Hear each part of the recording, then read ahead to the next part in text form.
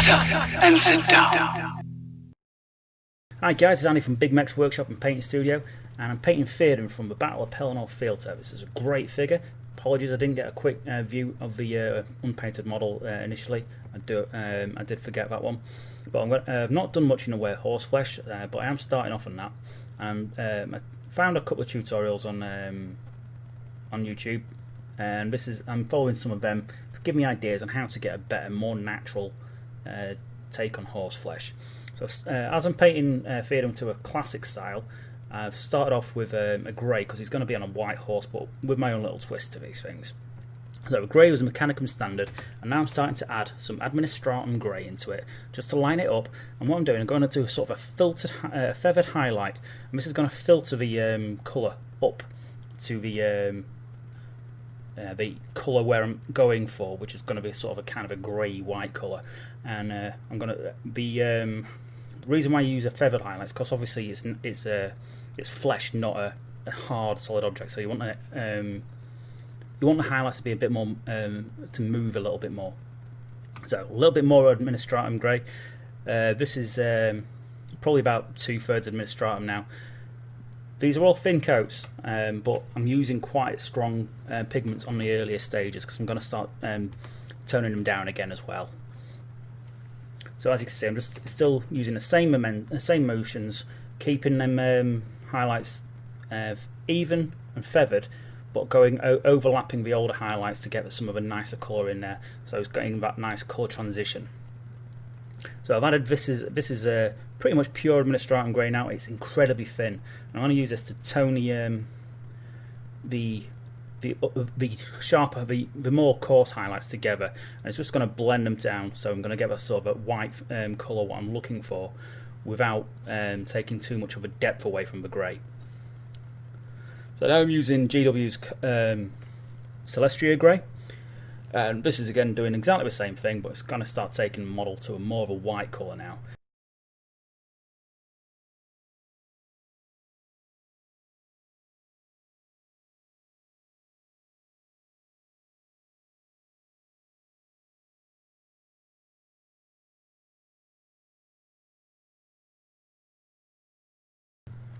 So now I've added some off-white.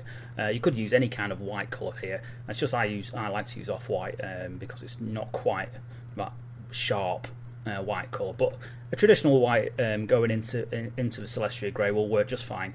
And it's just going all over the highlights again. As you can see, I'm just keeping some of the darker colour in. This is all very, very thin paint now, using really thin paint, so it's getting a nice, gentle, blended transition.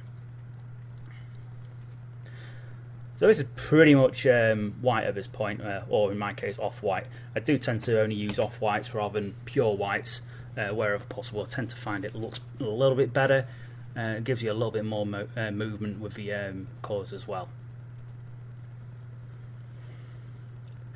So as you can see, I'm just really focusing now on the most extreme portions of the muscle texture, and you can use this using any colour. You can use this technique with any colour. It's just you just do some of the higher levels in a slightly different way by using a darker colour, and I'll cover this in another video. So I wanted my horse to look a little bit more interesting than a classic white horse. I found some of the artwork, some of the images on them looked a little bit dull for my eyes. So I decided I wanted to have a sort of a blonde colour for the mane, the tail, and I think it's the fetlocks, the regions around the feet. If any of you guys know anything about horses, I certainly don't. They all look the same to me. It was like I call a horse a pony and a pony a horse. I wouldn't know the difference. So this is peanut butter, but you could use Zamizi Desert, XV88, any colour with this sort of nice blondie sort of hue to it, and you get a really good finish. Get a couple of layers on that. I've also decided to take some of the white away from the from around the feet. As you can see, I'm just gently highlighting it up, and I'm blending the peanut butter with some off-white into the raised area, into the more further up the leg sections, and just sort of highlighting it up nicely together, getting that nice gentle transition, because I really wanted this to look a little bit more interesting than a classic take on Theoden. So after numerous layers of the same colour, I'm starting to add a little bit more off-white in now. As you can see, the highlights are starting to pick up. Now I'm going to actually lay some shading down on this. You're going to be using some sepia washes. I wanted a nice soft wash on this, but it takes a long time to get the transition. So you really take your time with it, and you get a really nice finish in the long run. Took me a little while to get the coat even as I wanted. It was a little bit patchy at the parts, but that's all part of the course. And you can, if you take your time, use your thin paints, you get a really good finish in the long run anyway. So again, adding a little bit more off white. Now I can see it's taken more of a white blondie colour, and it just ties it in nicely with the white mane colour of the horse. So it's a very light blonde you've got, rather than just a traditional sort of a yellowy one.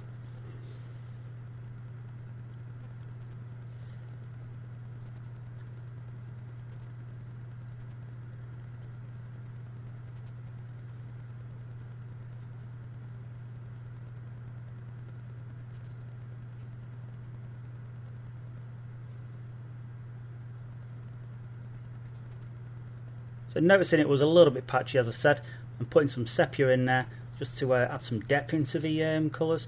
Also clears out some of the apologies for the dog there. It also clears out some of the areas where I've put the highlight in the wrong area. It just sort of blends the colour. Now this is a really thin sepia wash.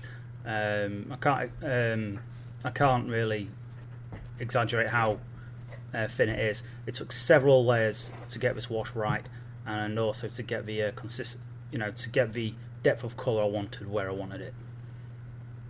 As you can see, I'm just adding another layer or two here, and again, once you get the depth of colour you want, and you might find you need to put another highlight in, which paint just go back over what you've done really neatly, and it'll just bring the colours together really nice.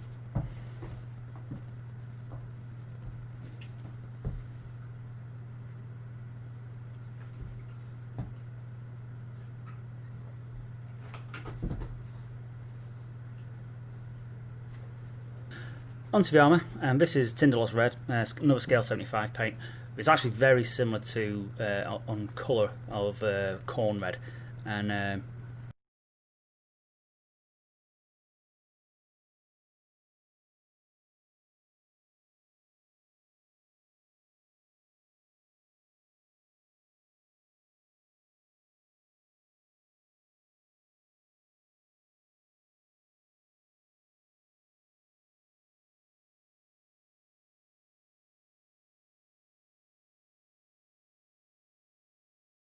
as you can see, again, the paint's really thin, and it's going all over the barding, I think it is called, all over the horse, and also Theoden's armour himself.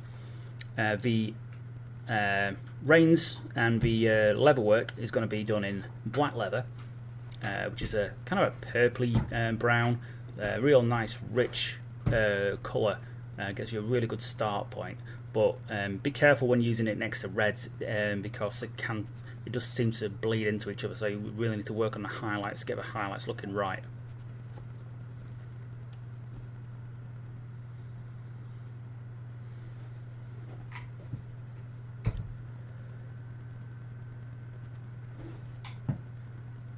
So I'm just doing a little bit of stippling and gentle highlighting with the ADMINISTRATUM grey going into the recesses, and also some CELESTRA grey and off-white going onto the edges of the highlights. Like I say, it's like kind of painting in dots. And what this is doing is just adding a little bit more texture to the model, and it's just it's also sort of uneven, so you get a natural sort of flow of colour, unlike what you would get if you paint in single brush strokes.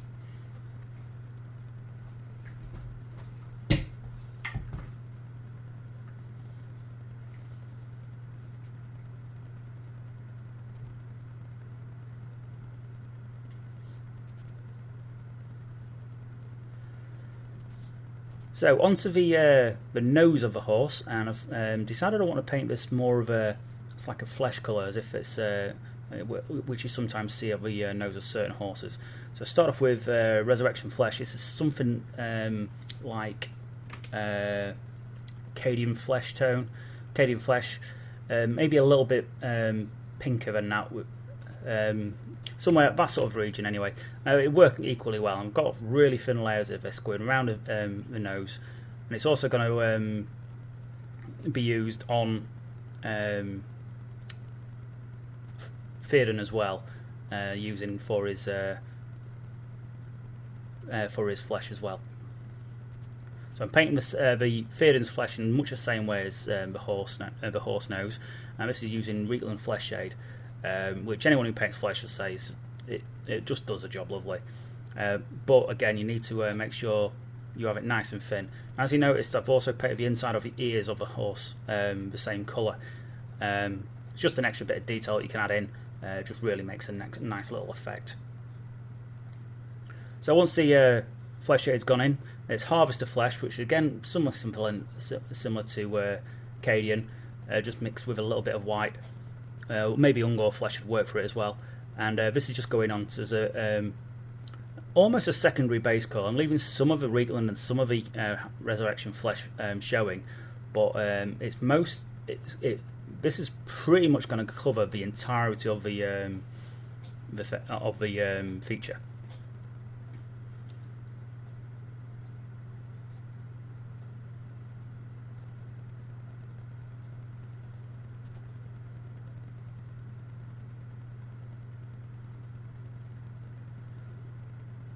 So I've added some Moonray flesh. Apologies for the focus at this point, and this is starting onto Theoden himself, because I wanted him to look old. So Moonray flesh again is something like the Pallid Witch flesh of the GW range. It's a really nice light skin colour, and so I want, as Theoden's meant to be an old man in Lord of the Rings films, I wanted him to look that way as well. So I've made his skin a little bit paler than I would normally do for a man, and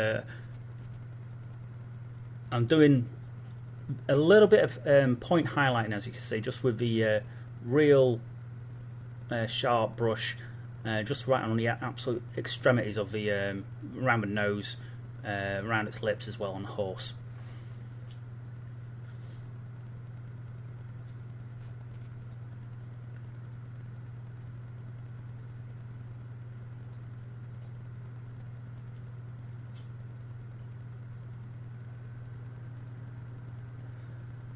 So onto the metal part of the armour, and this is thrash metal. It's pretty much interchangeable with loud belcher, I suppose.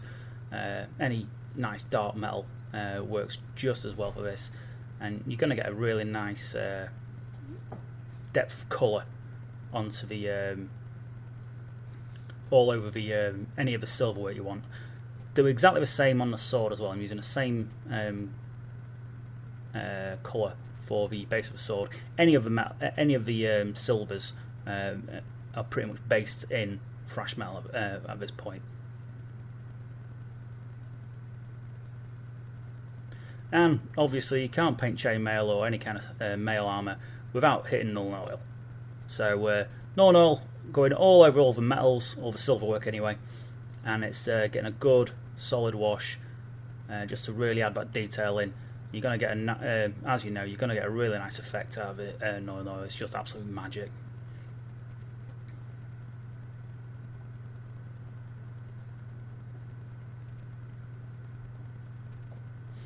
And non-oil is one of those few things I often use. One of the few washes I actually often use neat. It works really well for the male section. So it's just the way my paintings evolve, I suppose. Victorian brass would work. I've gone for the detail work on his armour. It's going to be some of the extra panel sections around the bridle and what have you. Just any random bit of detail work. You could use retributed gold for this. by GW, you get a very similar colour. It's kind of a nice yellowy gold, very regal looking colour. Also making sure that you're getting remembering to paint with detail on his arm. He's got loads of detail all over there, so you get plenty of opportunity to get that armour looking really spot on. Now I'm going to work a bit on the infantry dude, as you can see.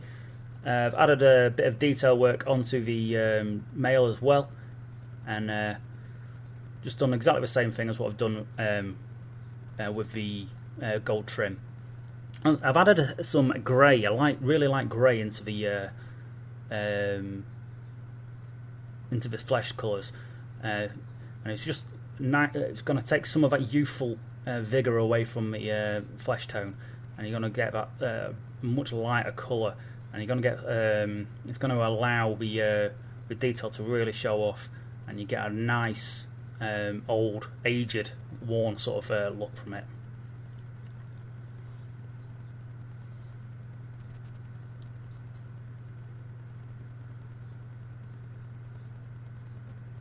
I started the hair on Theoden with the same base colour as I did with the pony, which is peanut butter, Zamesi Desert, that sort of colour, sort of a yellowy brown. I wanted him to look like like he does in the film, so obviously I've gone around his beard as well, and I've just not lightened it up in the same way, so it's more of a blonde coloured hair. Using the same colours as before, just doing it slightly less, and you're going to get a nice effect. Also, what you could always go back and add a little bit of grey into the mixture as well to add, so you get that sort of grey hair or greying hair look, which is something I've only thought about whilst doing this audio, to be fair.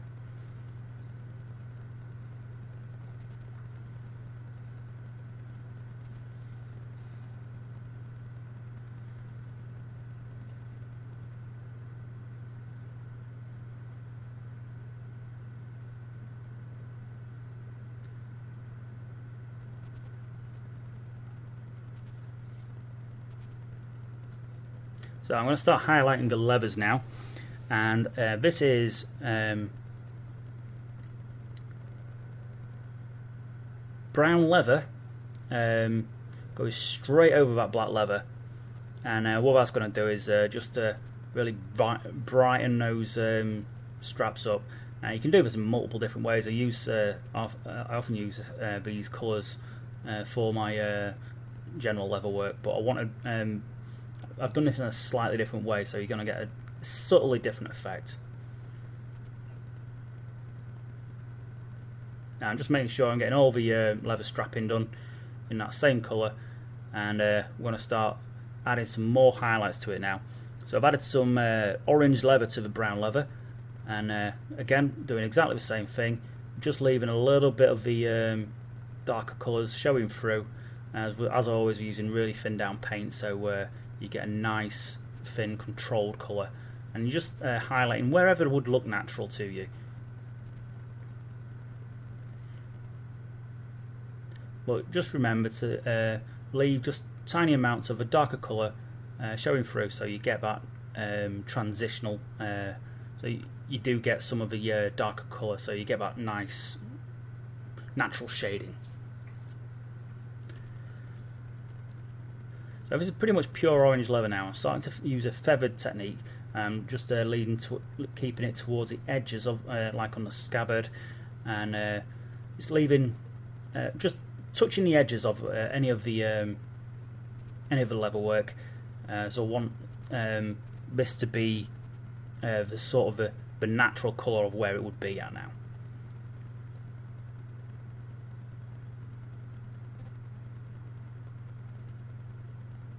As you can see, we're getting a really nice multi-tonal effect on the leather work, and you're going to get a very cool finish when you start adding the flaws in it. So I've added some Iroko into it, and this is sort of a yellowy brown, and I'm just going to add some flaws onto all the leather work, as it's been used frequently. And what it does, it just adds a little bit of life to the model as well. It makes it look a bit more like it's lived and actually moved around, and it's used the equipment it's got.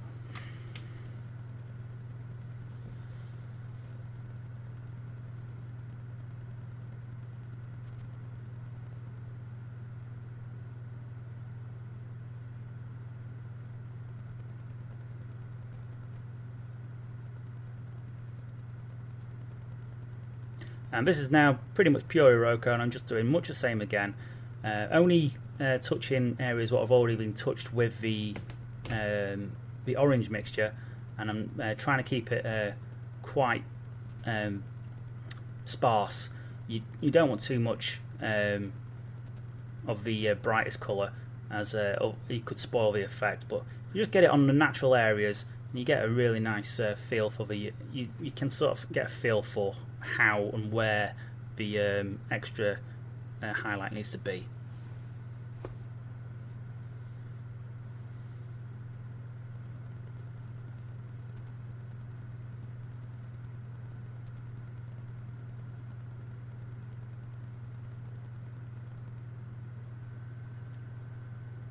So now to highlight some silver. I did each individual scale separately, so as you can see this was quite dull. So heavy metal, it's like an iron breaker from GW range. It's just getting those nice, probably about 2/3 of the each individual scale highlighted. Now you can do this the quick way. I don't know why I did it like this. It just seemed right at the time. It's not something I'll go out and do every time. Yeah, but as you can see, it took me ages just to get all the highlights done on this particular piece of on the scale. So once the heavy metal's dried, back over doing exactly the same thing with speed metal, just for the last lower quarter of each individual scale, and just essentially it's a little dot. And I'm using a very fine brush at this point just to get the accuracy I needed, and you do get a very nice finish. Now this is probably the equivalent of Rune Fang. I think it's a GW equivalent, as this is speed metal by scale 75, and that is going to give you a really nice highlight on all of the scales. So yeah, there we go. Just a little bit more with the with that top highlight. Just to there you can, as you can see, I'm starting to get bored doing it that way, and I'm just going being a little bit lazier, just to finish the job, because I was, like I say, is painting individual scales isn't exactly fulfilling, but it does look better. So where is that?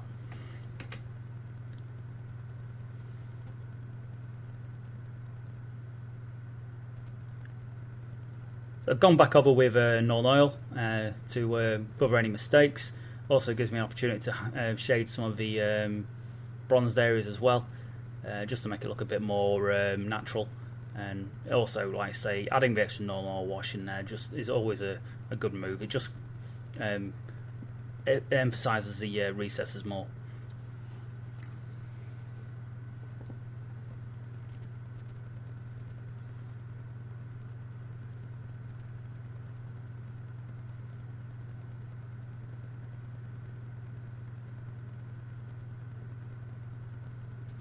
Onto the leather armour, and this is gone back to Tindalos red, and I'm mixing it with deep red. Now you've seen me use these colours before if you've watched any about me painting red or anything, but I'm not going as high as I would normally go, and I'm also taking it back a hell of a long way, because Theoden's armour is a red brown rather than just a classic, rather than a red. So this is a mixture of Tindalos and deep red, both very dark. As you can see, I'm just picking out the individual colour pieces here. I'm actually being very diligent to not get anything into the recesses, as I wanted the recesses to be even darker once I've got the highlights and shades down. So now it's just a deep red now, and I'm painting even less on each of the individual pieces. I'm wanting that armour. This is where I started to realise where the armour was going too red, but it still needed highlighting, so I just had to figure out a way of darkening it up a bit. So as you can see, I'm just taking my time, getting those highlights really natural. I'm leaving some of the areas also quite dark, where the armour folds nicely, and where certain areas wouldn't hit the sun.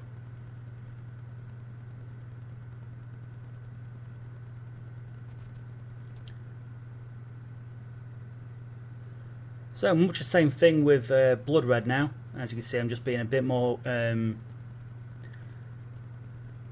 sparing with the colour, being fairly accurate now at this stage. I'm still only using a small layer.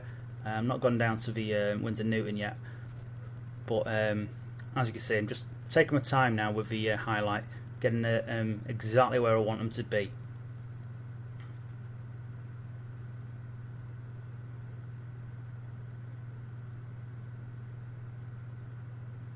As you can see, this model is a great fig, really a lot of movement to him.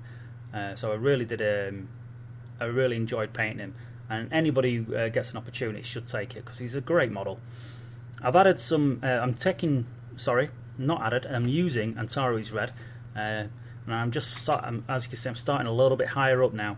Not going as far down, and I'm doing exactly the same thing on his own personal armour as well as the horse's armour. And that's as you've seen with the in the films, a very similar sort of colour palette.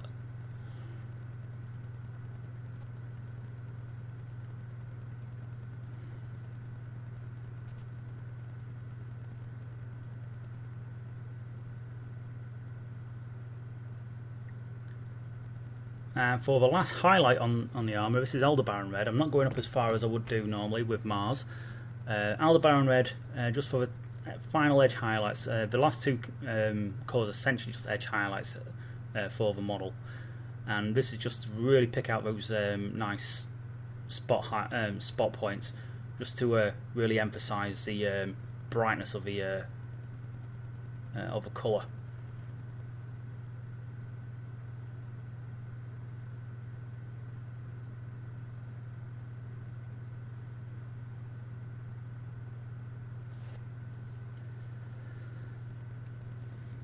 Now after all that time and effort, I've gone back over it with Army Paint at Strong Tone. Now this is really, really thin. It took me 3 separate washes, waiting for each one to dry in between layers, using Strong Tone. I chose Strong Tone over Agrax because Agrax is it's less brown. It's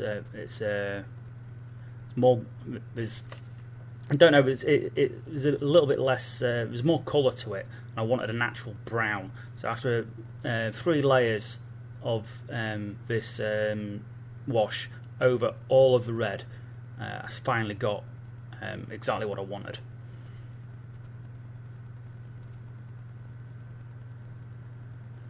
So as you can see, much darker colour now, and I'm starting to highlight the gold work. And this is Vallejo's gold. You could use any of the golds for this, I suppose, by GW, as it's just a couple of nice bright highlights just going all over any of the gold work, just to make it all stand out just how you want it to.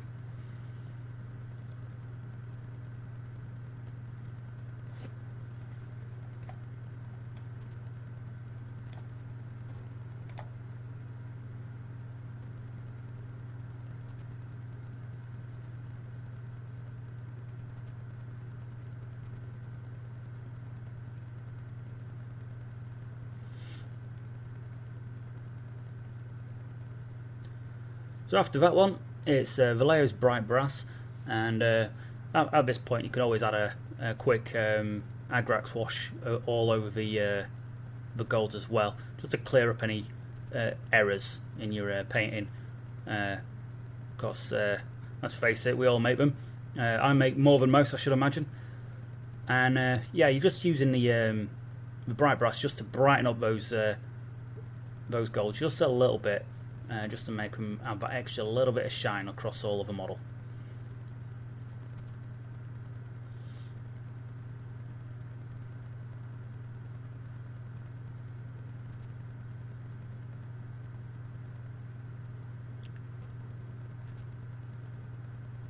And there you have it. After a pin wash and 5 minutes working on a base, painted Theoden.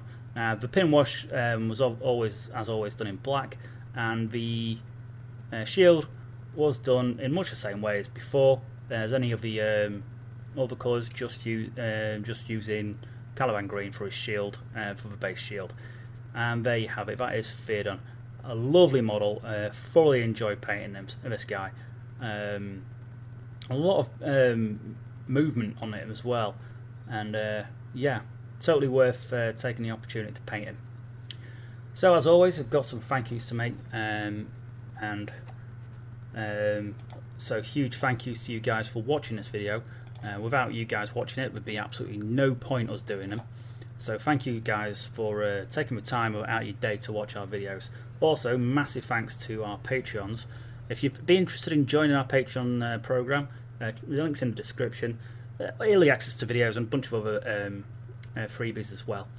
So, massive thanks to our Patrons: Orc Boys, Matt, Ludwig Hofbauer, D-Wack, Mark, Dave and Tom. Thank you for being our Patrons, guys. We couldn't do this without you. You really do help keep the lights on. Also, massive thanks to the Outpost, which is a Sheffield-based company. Your regular sort of friendly gaming store discounts, 15 to 20% off pretty much anything you want from the for the hobby.